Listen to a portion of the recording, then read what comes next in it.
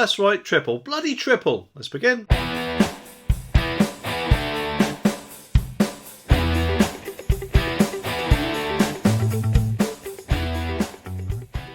The article says that Asda's pence per litre fuel margin targets have trebled since 2019, and the retailers deliberately passed on reductions to retail prices more slowly in areas where they had no competition. MPs have been told. Dan Turnbull, Director of Markets at the Competition and Markets Authority, told the Commons Committee that Asda has maintained its strategy of being a price leader, but had changed course on two fronts. Mr Turnbull told MPs at the Business and Trade Committee, "We've found that between 2021 and 2023 they significantly increased their internal fuel margin targets on a pence per litre basis, and indeed by 2023 those pence per litre targets were 3 times what they had been in 2019. And he added that Asda had also taken the decision last year to deliberately feather fuel prices, meaning they would come down more slowly in reaction to drops of wholesale price of fuel. Mr Turnbull said, "Asda told us they saw an opportunity as the wholesale price fell to pass through reductions in the retail price more slowly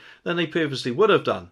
And the supermarket chain was fined £60,000 by the CMA for failing to provide relevant information in a timely manner and without a reasonable excuse." Jonathan Gillis, the MP, said that people were being ripped off at the pumps at a time when the cost of living was already forcing a squeeze at the till from supermarkets. And Mr Jones said a whistleblower had told him under Asda's previous owner Walmart that the retailer aimed to be at least 1p per litre cheaper than its closest rival, but now the new owners had dropped the target to 0.1p. Let me just get this straight, that Asda's fuel margin targets have suddenly tripled since 2019 because who needs customer satisfaction when you can focus on those juicy profit margins, right? It's like watching a magician perfecting their tricks while the audience is left in awe of their audacity. And to add fuel to the fire, pun intended, they've deliberately slowed down passing on reductions to retail prices in areas with less competition. I mean, how considerate of them, eh? To make their customers wait longer for lower prices. It's kind of like giving them a grand tour of the scenic route while they wait in line. But the drama doesn't stop there. I mean, this is all happening, of course, in the middle of a cost of living crisis. It's just the perfect time to squeeze the extra few pennies out of us, isn't it? It's like the supermarket version of saying, hey, we already know you're struggling, but how about we make it even more challenging? Oh, and of course, let's not forget the grand finale.